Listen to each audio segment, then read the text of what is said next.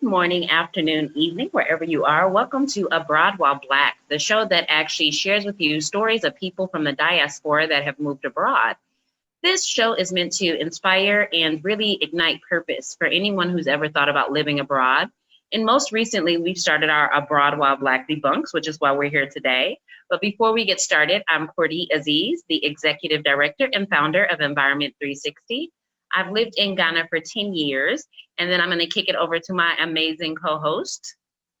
Hey, how's everybody doing? Really excited to be here. My name is Sean. I am the co-founder of Ingressive for Good, and I'm also the CEO of Burroughs Enterprises. Both of those organizations are passionate about creating opportunities for African youth and African Americans and building a bridge between the continent and its diaspora. So Cordy's already prepped us. We are getting into our debunked series again.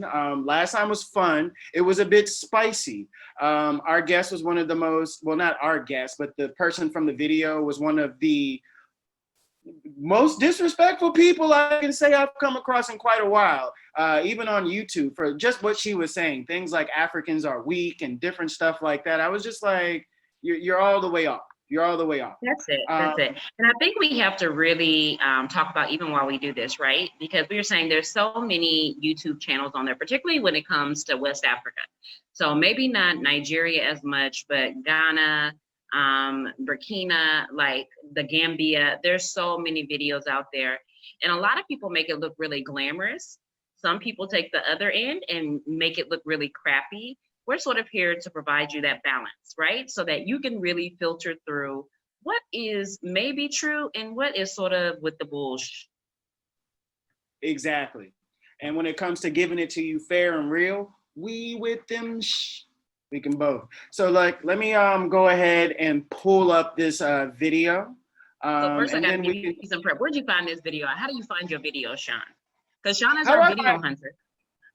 I am a video hunter, and typically I don't have any like cable or anything like that. So everything I do basically is through YouTube. When it comes through entertainment, I have Netflix and whatnot. Wait. Sean, you don't have DSTV? No DSTV, no okay, I'm nothing. Not judging. It's just TV. I mean, it's not even that big of a deal. It's not, exactly, especially when most of these organizations actually put clips and the important parts of what they put on TV on YouTube. So I'm able to catch up. I don't know. I'm watching P Valley right now. I don't know what you're doing. I mean, I'm watching P Valley. They be having them hits. So some of us don't have time. Some of us are just focused on securing that bag. So yeah, so when it comes down to all these series and different things like that, after Game of Thrones, I pretty much hung my hat up. It number one, the last season ruined my life. I don't even know why I dedicated all those years to wanting to see it, and I couldn't go through that heartbreak again. I couldn't deal with it. So I'm off TV. I'm off series.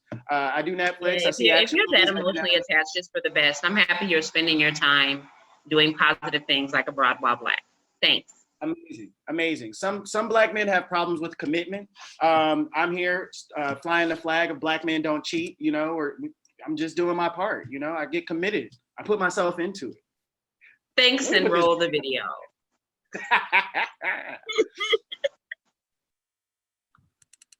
What's good, King Ganda? It's your boy O'Shea Duke Jackson, back at it again here with a special episode. It's been a long time since I did one of these, but I'm really, really appreciative of everybody supporting the channel. Today, I have a brother that is from the States, and he has a really, really good channel, Brother Nak Neezy.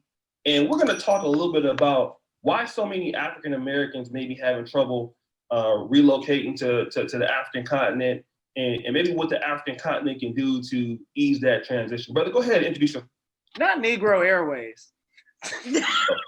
I'm thinking, can we get some graphics like that though? I'm looking at this like, is that Soul Plane 2020? Like you said, my name is Nak Neezy. I have a channel on YouTube. I also have a group called 50 Deep. And my group is about supporting the Black community on two major points. One is standing up against anti-Black racism here in the Netherlands. I'm from Brooklyn though. And the other is community give back programs, tuition reimbursement programs, and also uplifting the youth. All right, brother. And you have a very So well done on that brother for that one. I'm not gonna lie, I was stereotyping him until I heard him drop. I was actually prepping you guys for that, but yeah, that 50 deep is actually real and well done, bro. So I'm gonna skip ahead a little bit, and then we're gonna get into the content of what he's saying is wrong or what are some of the issues. But wait, I just want to say something before we start, though. Okay. Why is he living in the Netherlands talking about why people can't go back to the continent? But that's cool. I'm just going to overlook that for right now. One thing I think y'all have to really be cautious about on these YouTube videos, check people's credentials. Like, don't just take advice from somebody that's looking from afar, or somebody that came, didn't plan well, didn't hack it, or somebody that's living some glamorous life and then 6 months they back in their home country. Let's just watch who we take our advice from. I see he's got the Ghana flag up in the right-hand corner. I hope the brother come legit so we don't end up having to debunk anything he's saying. Nobody's safe. I'm going to say something before I get into that, is that what I'm going to say is not about the Ghanaian people. It's about the situation that caused some of the Ghanaian people to do what they do. Right. So I have a lot of love for my brothers in Ghana, especially our people from the Ga tribe. Shout out to y'all. So now let's get into it. I think because of certain social economic situations on the ground in Ghana, it creates a culture where everyone's trying to get what they can that day. So I didn't experience any sort of like clienteling or customer base building. It was all just trying to get that money right then and then trying to get someone else. So if they see that you're not from there, or you can even be Ghanaian living in the diaspora coming home, they can smell like a new Negro, so to speak. You know what I'm saying? Right. And then they're gonna try to hit you for what I call the brony price. And that's why I don't really fault a lot of them. But then when you start getting to the police and other institutions, then that's when I say, yo, y'all, I think that the government of Ghana needs to really rein in some of this corruption, because it's starting from the top and then it's trickling down. And if the top has the neck on the people, a lot of them are gonna have no choice but to pass the buck on to whoever they can get paid off of. He said a lot, Cordy. He said a lot. We gotta break this down. So this is interesting. Several points I want to bring up. I think that when people from the diaspora have references in Ghana, it shouldn't be to the touristic scene. So this is somebody that I can see that probably has come a few times, probably has been in the market. He felt someone was overcharging him, giving him the Obruni price. But newsflash, in all developing countries, people hustle people that they think are new to the area. Even bigger newsflash, don't act like you ain't been in the hood and somebody ain't never tried to play you, like you didn't know what was happening. It's like Kanye say, oh, I'm new to the hood. Like, let's just be real with this. I think that, and even when he talks about corruption, once again, maybe because it's a little bit more organized in the US, but corruption is corruption. I'd much rather live in a country where if I get pulled over, I can get some small tip to continue to move on with my life versus being pulled over and shot by the police. I mean, but that's just my own personal, story that I'm going for. So for me, when I look at this, and then the third thing that annoyed me, why did they use this 1986 picture of Ghana? Downtown don't even look like that anymore. I don't even know if people drive those Volkswagens again. Like, it's cool. But these are just a few things that stick out, is that I hate when people try to come and then they make it seem like everybody in Ghana is hustling. Everybody in Ghana is hungry. Everybody in Ghana is out to get you. I always tell people, look who you socializing with. I've lived here 10 years. I've never had a negative experience, never had a negative experience. Never. Some people have put me on incredibly. So, everybody lives a different lifestyle. Everybody has a different experience. For me, this is one of these brothers that likes to really go down and deep and understand the ghetto of the country that he's in. And it's cool, but I tell people, before you go to another country and explore that ghetto, explore your ghetto at home. I don't know if I'm gonna say yes to that, because the one thing that's different about America in general is America is a violent place. So I would say go to Ghana's hood before you go to like Compton or some places in Chicago or wherever have you. But that's a whole other conversation because I'm one of those people who I like to jump into the hood and just to see what's happening. So there's three major things that pop out to me. And the first major one, and I cannot say this enough, is that Americans in general do not have class. And when I say Americans do not have class, they don't have class from what the international perspective of class would be, meaning how you conduct yourself in certain environments. We typically do not abide by those rules. And then even within America, there is still semblance of class. There's still a class structure. And even in that space, Black Americans do not have class, even at the American standard. Why is that important? It's important for two reasons. The first reason being that 9 times out of 10, I've been in places within in Ghana, Lagos, Nigeria, where these people would look at me like they need to give me charity. Not that they're trying to hustle me, that they could help me. So now I have to ask, if you're not a person who has class, who's been around people from class, or understand the rules and regulations of how to conduct yourself, when you go to another country with your no class having self, who do you think you're involving yourself with? And let's also take another look at the socioeconomic impact of what he said. When you go to these developing countries, typically what you see is there's upper class and there's lower class. There's no middle class. So a lot of us are coming into the African continent thinking we are somehow, maybe we're not as rich as them, but we're not at the bottom. So we're upper class shit, right? Or at least when we're in Africa, or we're upper class. But the two people who have money, you ain't nobody, you don't have class, you don't fit, you're not involved. So you're not going to participate in some of those things that would give you a different perspective of the African continent. And I just want to say, the moment you come out and you start asking about where the weed at, no, you've already dropped yourself to the very bottom of the classes. The very bottom, especially in Ghana, where the culture is very pronounced. You conduct yourself in the street in a certain way all the time, and if you decide to break away from those rules, you're not a person of class. You're not a person worth me being around. It's actually negative to be even seen around you.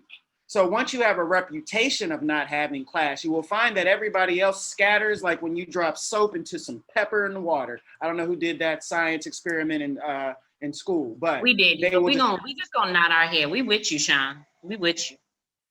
Try it. The second thing is he keeps saying they are corrupt. They do this. They try to take advantage. When they see somebody who does not fit, they try to take advantage. That is everywhere you go. It is every single place you go. So we have to start breaking that habit we have of saying they do this like they don't do it somewhere else. There's a common point. There's a common statement we have in the US, and I'm sure they have it in other places, but they say a fool and their money are soon parted. So what that means in a very, very straightforward way is that if you don't know what you're doing, if you don't know what something costs, if you don't know what you should charge or what you should pay for something in your life, you will most likely get taken advantage of.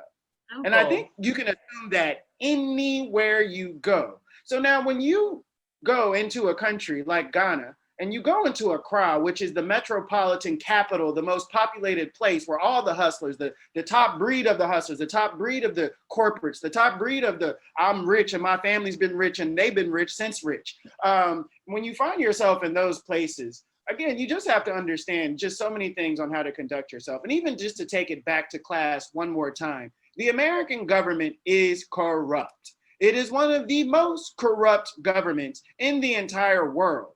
And what we Black people fail to realize is we do not make enough money to participate in the corruption. So it flies over our head. So now we go to other countries talking about you're corrupt, you're this and you're that. And we just conveniently forget that part of the reason they're that way is because of US foreign policy. But I'll drop the mic there. I'll let that go. You do. Let's go ahead and see what else he got to say. Because the brother looks I'm a- serious. I mean, he got He that is. chain on. He remind me of my uncle coming to Thanksgiving or something. If he pulled out that Crown Royal, I know he family. I mean, don't say nothing bad about Crown Royal. That purple bag ain't I'm never saying getting if he nothing pull it out, I know he family. wrong. Sir, excuse me, did you lose your ID? And I'm like, yeah, they had all of the land of smiles. But sometimes there's something behind that smile. Right. Brooklyn raised me to know, like, yo, how's this person coming? Are they smiling at me because they want to get some bread, or they just genuinely being nice? And I found that most of the time, the Ghanaians outside of the tourist spot were being genuinely nice. And real quick, my first night, I walked up it was Oxford Street, and they have like open gutters or open sewers, right? I didn't notice. I was fresh off the plane. I said, yo, I want to go get something to eat, so I fell into it. Boom. All my, yo, straight up.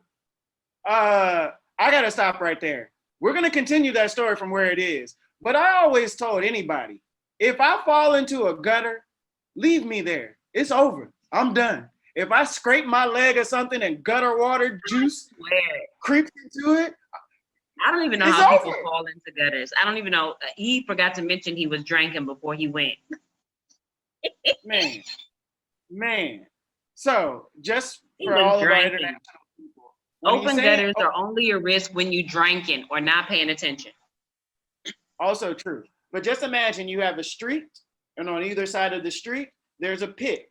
In that there's like a concrete whatever, and there's basically, just imagine there's like a concrete basin, and this goes the length of the street, and it leads into somewhere, probably the ocean. But you have an open gutter. The problem with open gutters is that people will litter. So people throw things into this open gutter. People pee into this open gutter. People do other things into this open gutter, and everything from the street runs into this open gutter. And because of the trash, in many places, especially Oxford Street. Oxford Street is basically the city center. It's what, I don't know what it is. Times Square. I don't know. I feel like you paint the picture. I need to know what happened to him after this gutter. My shoes and all of that. All my ID fell out of my phone case, all of it.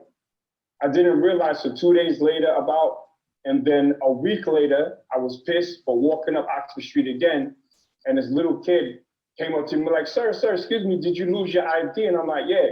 They had all of my ID, my European residence card, my New York City driver's license, my ATM card. They had all of it.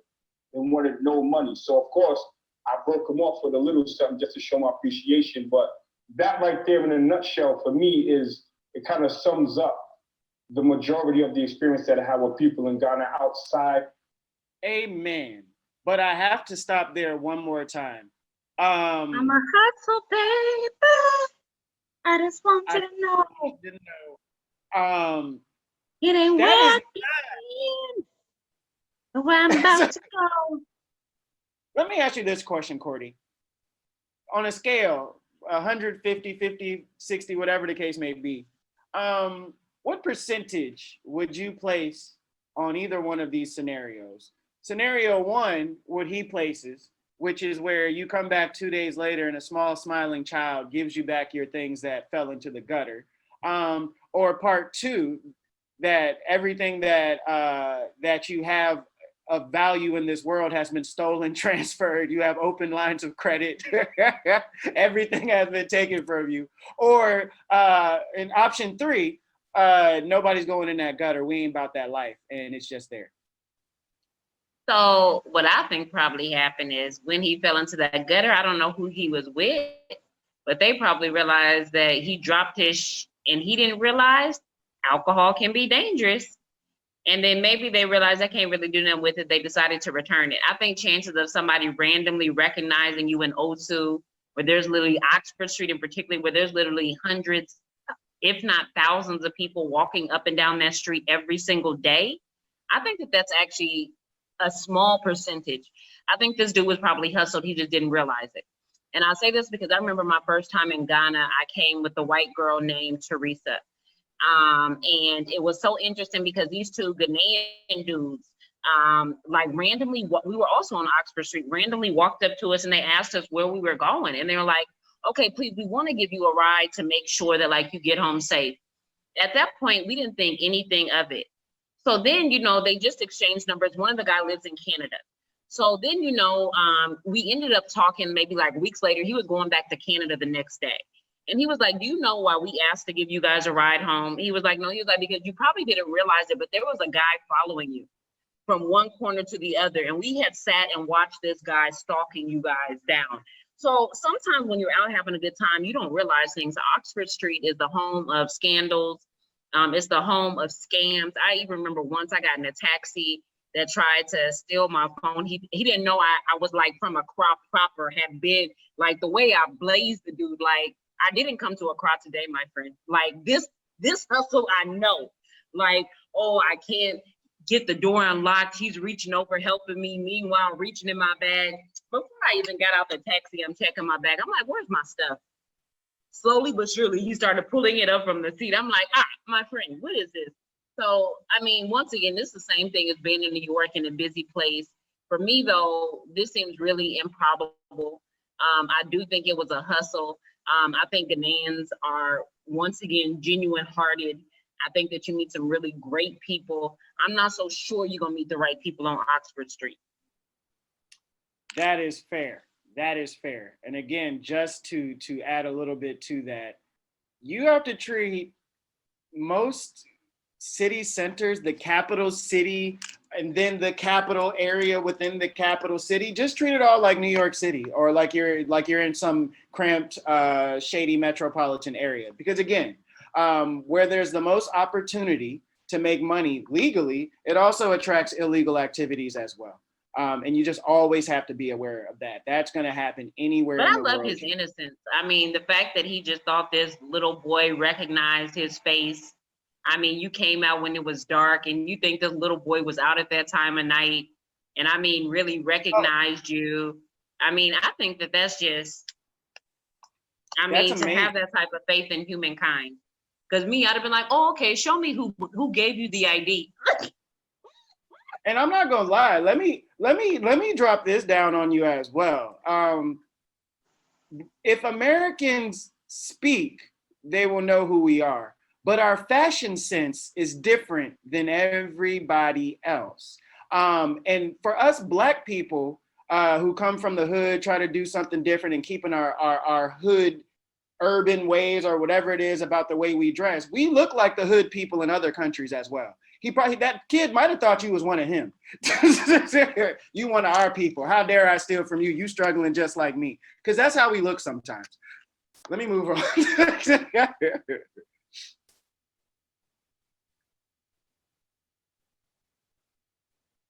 Josiah, give me a second to land on a spot where I'm catching him at the beginning of an idea.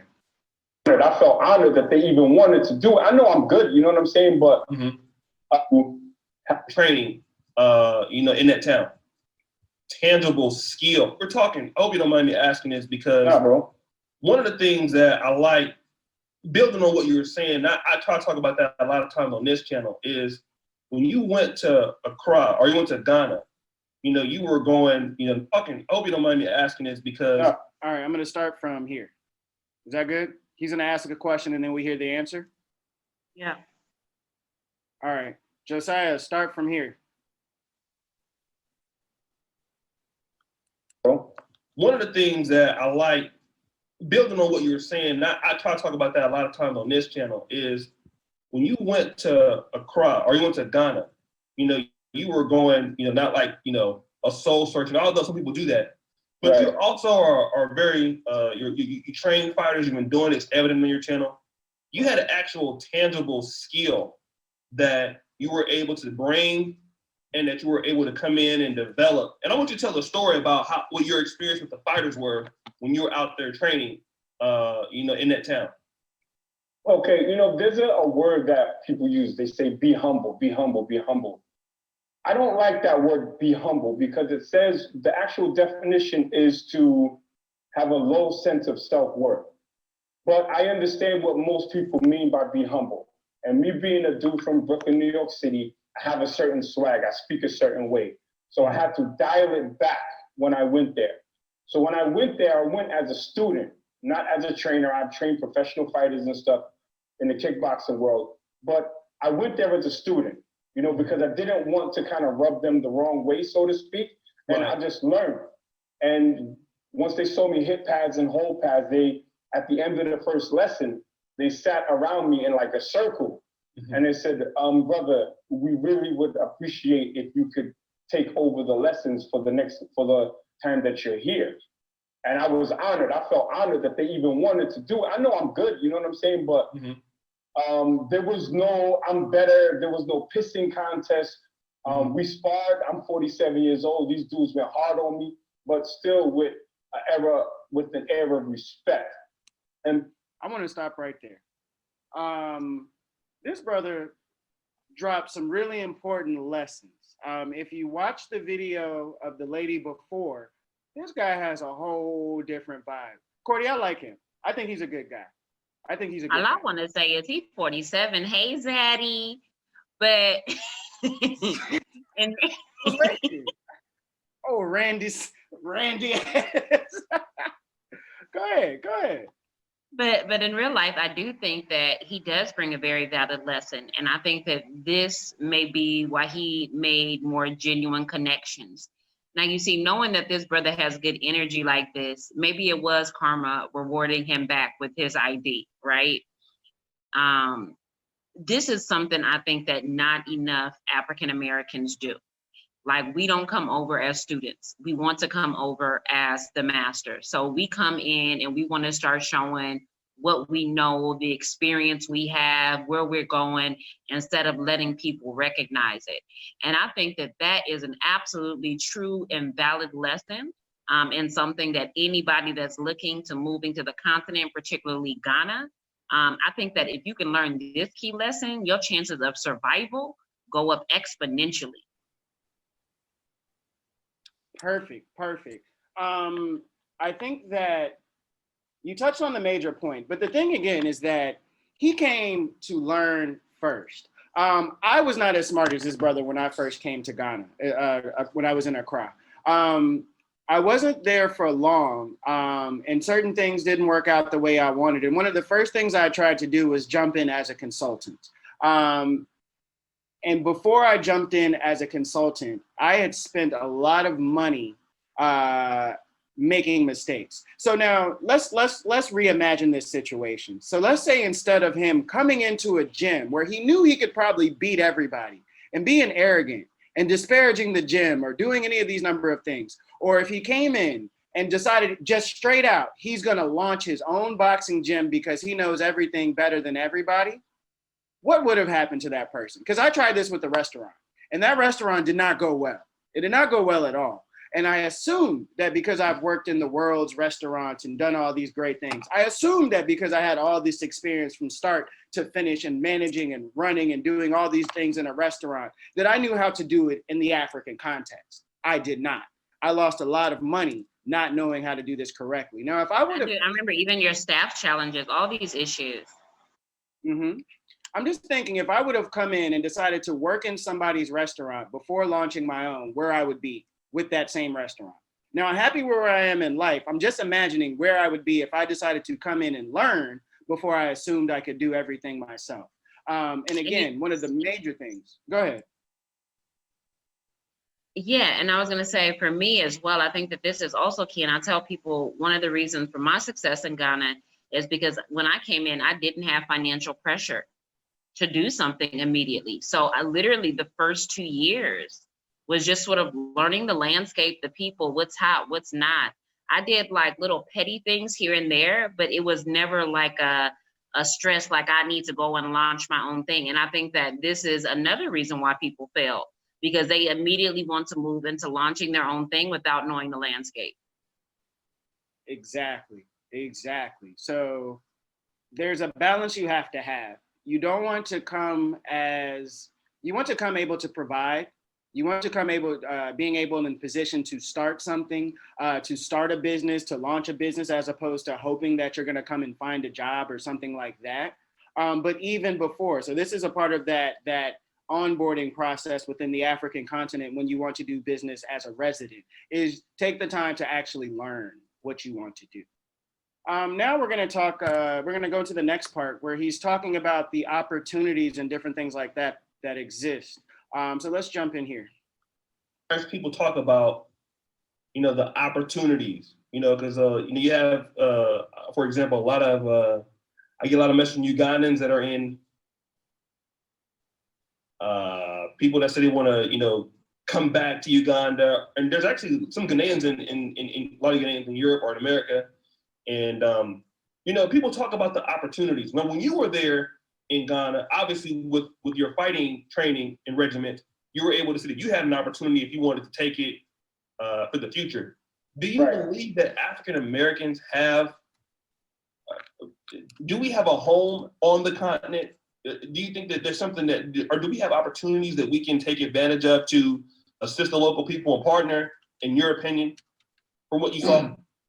I like the word that you use, assist. Assist, all right? The African Revolution or the African Spring has to have an African face on it, a continental face on it. Mm-hmm. What you don't want to do is go to the continent with this Black Jesus mentality. Like, I'm going to save you guys. I'm coming back to save you guys. And you see a lot of us that have that. You know what I'm saying? You can go there and look for opportunities and get in where you fit in. But you're going to have boots on the ground. And these are going to be the locals who know and understand the shortcomings, the obstacles, and also know how to get around it. There was certain things that I wanted to do on the up and up. And then I ended up getting screwed. And some of my people was like, no, bro, you got to do it this way. Unfortunately, this is the way you have to do it. Mm-hmm. So sometimes you got to listen to that. The fighting thing is what I do in my part-time. You know what I'm saying? It's like a hobby. Mm-hmm. But my expertise, so to speak, is I work in the petrochemical industry. So I saw a lot of opportunities there in terms of waste management, in terms of infrastructure. Takoradi is a city where they have oil and gas industry, so to speak. But you have to be something in America to be something in Africa. You can't. Woo! Woo! Oh, I like him. Zaddy. Whoa. You right. Calm down, Cordy. You heard that oil money. You heard that oil money start getting excited. Zaddy is on to something. One, don't come, I hate when people say that they're going to come over here and start an NGO. Boo, Africa don't need no NGOs. There are people that have multi-million-dollar budgets doing NGO work, and then you can't even speak local languages related to the people. How about you bring some economic development to the continent if you come in? And his last point was so poignant. True. Don't both of us have an NGO? I just want to drop that. But go ahead. I mean, you can have an NGO, but you need to have a money-making component to it. So if you're coming over and your goal is to raise money from the US to give pads, toothbrushes, and books to people in the village, and you think people just gonna be giving to your crowdfunding every year or every month, and then you're gonna take a portion of that to live on, that's not a sustainable plan, my friend. That's not a sustainable plan. If you don't have a financial or commercial activity attached to the NGO that you want to do, that may not be it.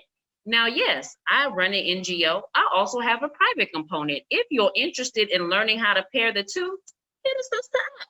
I can peep you on game. But we know the game is to be sold and not to be told. But don't come over here starting no NGO where you crowdfunding and asking your friends to send you pads each month, and then you living out in the village with no electricity using a squat hole, and then talking about Ghana ain't nothing or Nigeria ain't nothing. Don't do it. And second, like he said, you need to be somebody in America before you come to Ghana. Like, don't come over here fresh from Section 8 or fresh from a 9-to-5 job where you don't have any real economic experience or any real tangible skill. As you see, this brother, he said he's into engineering. He even pinpointed one of the fastest growing areas, waste management, which I happen to do. This brother know what he's talking about. This brother is spot on. not only did he talk about going and actually physically taking time to learn himself by putting himself in the situations, but even when he goes off into his own endeavors, areas where he's trying to move and shake and make things happen, he's still listening to people. Amen, amen, and amen. I think just to take a quick tangent, what Cordy mentioned was having a for-profit and a non-profit have some type of alignment and whatnot. Very difficult to do, but most people I see, if you really look at people who have a lot of money, they always have a foundation. A foundation is not always just because you have a bleeding heart or you have you just want to do something good with your time. It's also an amazing financial tool. Not to say that that's how we're using ours, but if you're smart, you can do good and make money. And there's no reason you should not do that. So let me jump back into this conversation. So one of the things that he really pinpointed was like, again, you already said it. You want to be somebody somewhere else and come here. And what I want to say to that one is like, don't bring your food stamps to Ghana thinking you're gonna cash them in here. They do not accept. Don't come over here thinking you're gonna live on $500. It's not gonna happen. And what he did that was very powerful is that he found a way to find a skill set that he has that's working here. And let me say that again. He did not say that, oh, Africa needs this, let me bring it. No, he said, this is already popping. I'm already a part of that community in my own way. Let me come there. And not let me come there thinking I can already do something that's already popular there. Let me learn. Those are some very, very powerful. You know what? Something else he acknowledges is the fact of taking advice from other people. Too oftentimes we get over here and we don't want to take advice from anybody. So somebody tells you, okay, I don't think that's the way you should go about it. You can consider X, Y, and Z.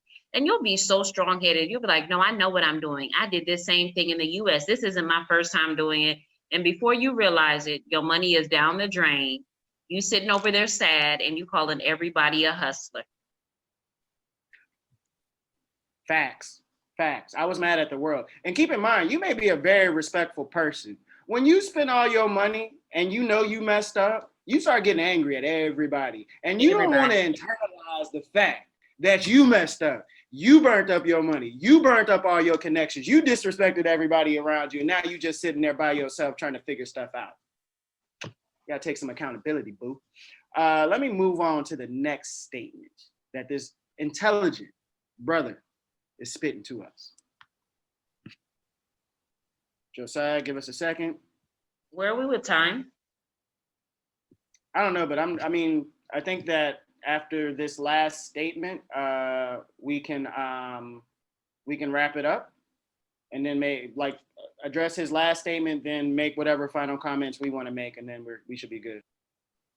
This is one of the more unpopular points that I speak about on my channel, which is we are not the same. When I was in Bukom, when I went to Makola Market, people immediately were like, Black American, Black American.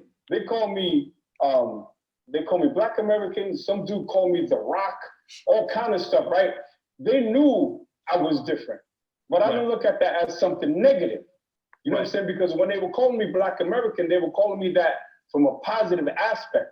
I think Ghanaians or Africans will respect you more if you come as who you are and not perpetrating like you're somebody else. Because even on the continent, there's so many different ethnic groups, there's so many different languages.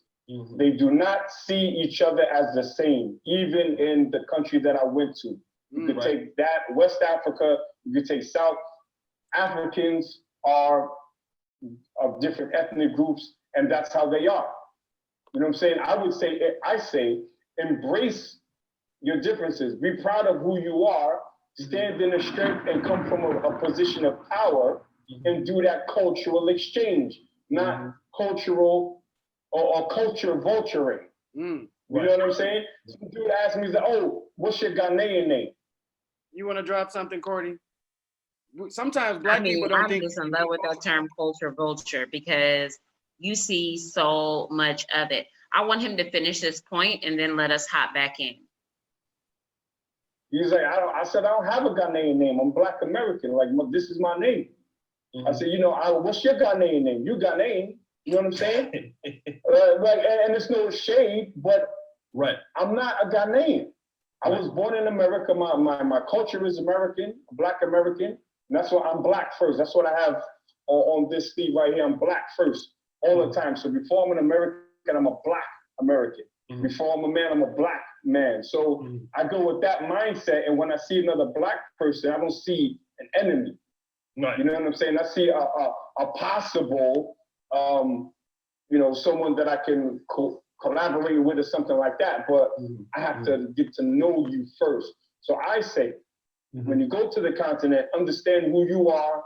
And if you're going to try to adopt a tribe, that comes after you've made connections with those people.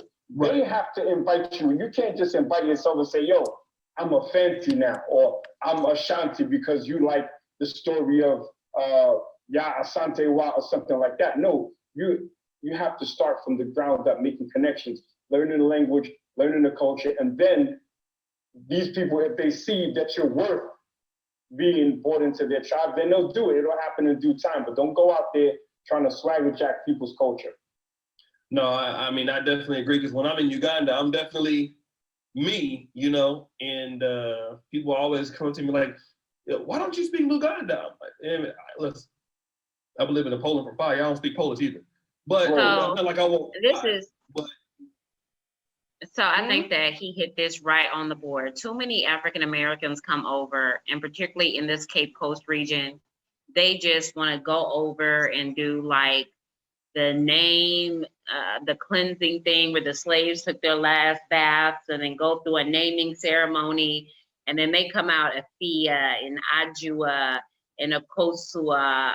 And I mean, it's cool, Amma. And I mean, it's great, but it really makes you seem like you don't have any culture and you are trying to adopt one.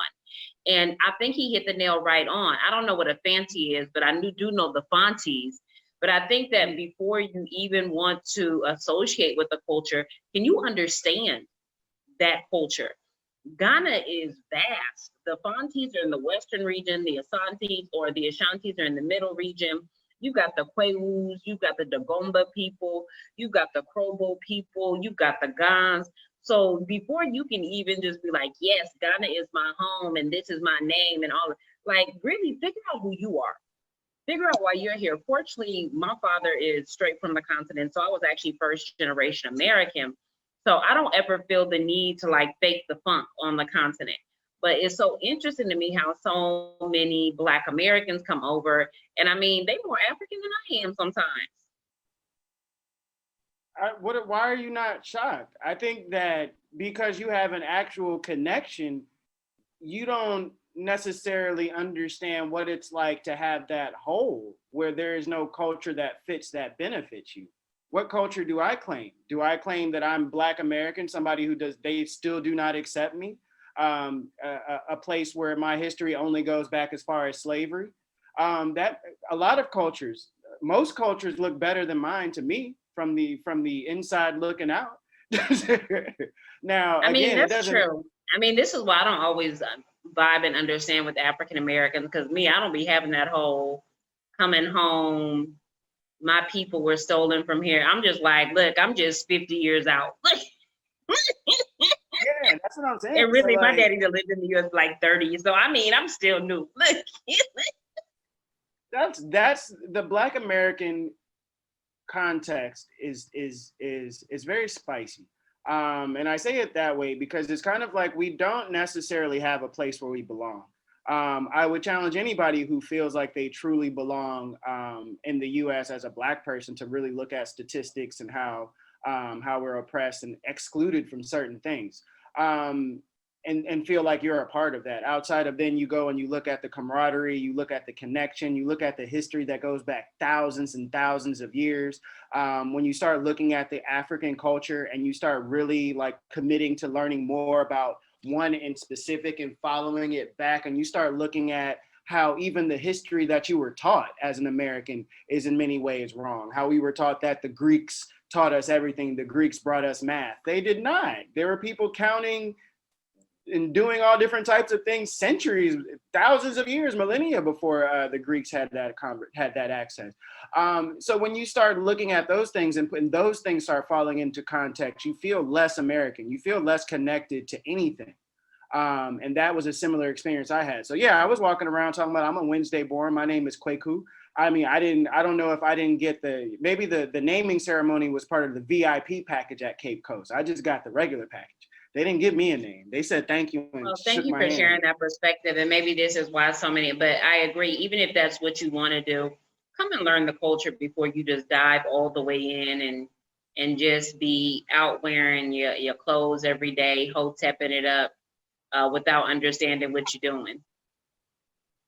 Because a lot of folks, I consider them hoteps. It's like you so into the culture, but you don't even understand it, right?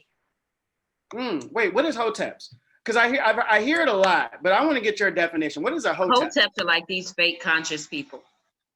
So it's like the people that are so into Black empowerment, Black economics, Black everything, but yet when you really examine their ideals and values, they're so contradictory.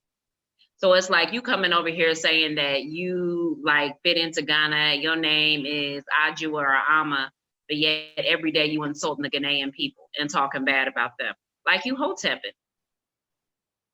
Okay, because everything you said sounded positive until you got to the last part. So yeah, I guess. My experience with hotepedness is that they just feel like they know more. And I think that, I mean, I don't know. I'm not saying I'm hotepping. All I'm gonna say is this. History, the way we think, is taught to us in a way that benefits somebody that is not us. When you start jumping into Africa and really learning about it, you get a different perspective of history, and you get a different understanding of when you hear the statement, history is written by the winners.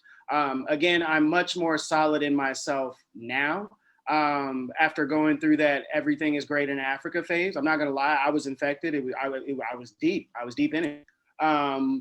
But I had to kind of like, it was me moving and living and visiting other African countries and giving me this holistic approach that helped me to understand that Africa isn't this one place. There isn't this one tribe or this one location or this one thing that's going to sum up my Black experience and reconnect me. There's centuries of culture, so many different cultures, so many different dynasties that at some point you realize that you just have to build a solid foundation of you, who you want to be, meaning as an individual, and then where you want to go and how do you want to plug in to the continent. For me, I'm gonna marry a Nigerian woman. I'm gonna have some Nigerian babies. I'm gonna learn to speak Yoruba so Cordy can stop annoying me about not speaking a local language. And I'm gonna learn a couple of other languages as well, but that's gonna be my way. Like I'm gonna try to earn that connection, build that connection, have a true connection.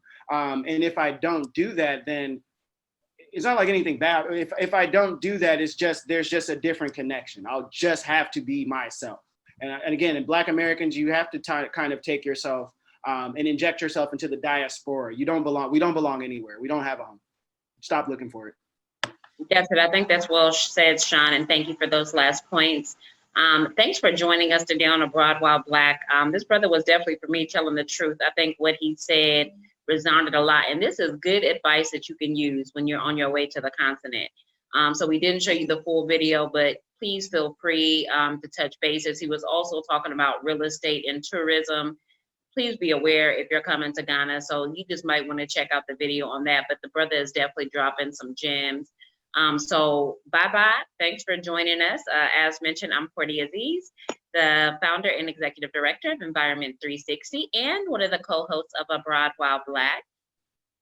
And my name is Sean Burrows. I am the CEO of Burrows Enterprises and a co-founder of Ingressive for Good.